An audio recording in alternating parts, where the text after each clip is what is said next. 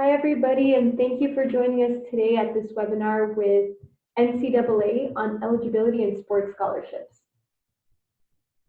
So before we get started, I'd like to talk a little bit about Education USA and explain what it is and what we do. So we are a U.S. Department of State network of advising centers. We offer accurate, comprehensive, and current information about opportunities for U.S. study at accredited higher education institutions. Some of our services include academic advising, information sessions, university fairs, presentations, and a program that we run called the Competitive College Club. All of our services are free, and we welcome you to use them. So for today's session, we are extremely excited and happy to be joined by Elizabeth Thompson. She'll be the one who is presenting this session today. Elizabeth Thompson is the Associate Director of International Outreach and Education for the NCAA Eligibility Center. She holds degrees in both international relations and French. During her 10 years with the NCAA, Elizabeth has held various roles surrounding international student athlete eligibility, from answering questions for NCAA member schools, students and parents, to overseeing the international academic certification process and relevant NCAA committees. Her current role, educating future international prospective student athletes and those who work closely with them on what it takes to become eligible for the NCAA and all of the opportunities in the U.S. is by far her favorite role yet. Thank you again so much, Elizabeth, for being here with us. Thank you for having me, and thank you everyone for joining us today. I'm really excited to present to you on all of the opportunities and education and process of what it takes to become eligible to compete in sports at an NCAA school, and that's what we'll be covering today. So go ahead and go to the next slide. And next slide. Yep. So this is just an overview of the things I would like to cover today. So we'll talk about what are the options. The NCAA is just one of those options, and I'll go into a little bit more detail about what the NCAA is and how we are structured and what opportunities are available within our organization.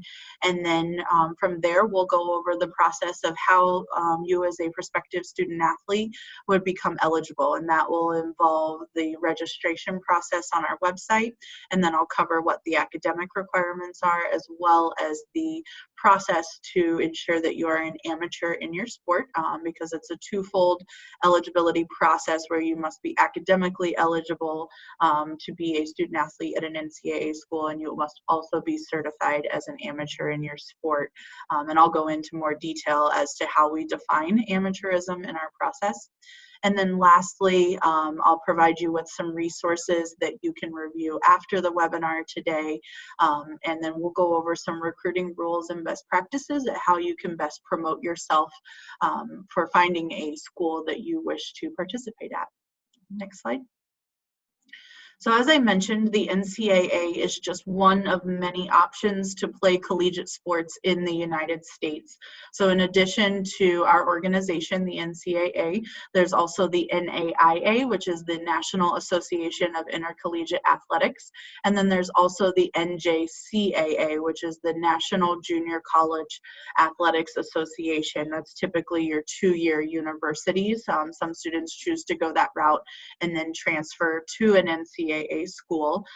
The eligibility process for each of those organizations is separate. So if you're wanting to go the NAIA or the NJCAA route, they have their own eligibility process. As it pertains to NCAA, we're comprised of 3 different divisions, Division 1, 2, and 3. Divisions 1 and 2 offer sports scholarships, so a scholarship depending on your athletic participation at the university. Division 3 only offers academic scholarships, so while you may be a student athlete at a Division 3 school, you would not go through the eligibility center process with us.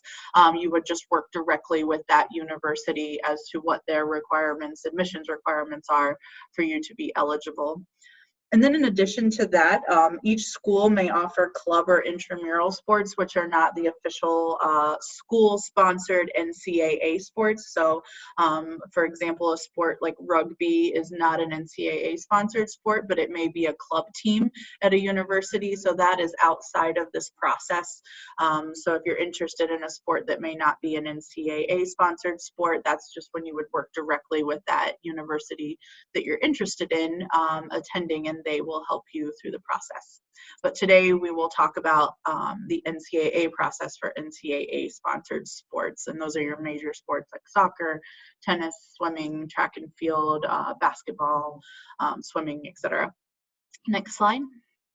Okay, so as I mentioned, the NCAA is made up of over 1,100 colleges and universities throughout divisions 1, 2, and 3. Each year we have almost 500,000 student athletes participating amongst those 1,100 universities on almost 20,000 teams. We host 90 championships among men and women's sports amongst the 3 divisions throughout 24 different sports that we offer as NCAA sponsored sports.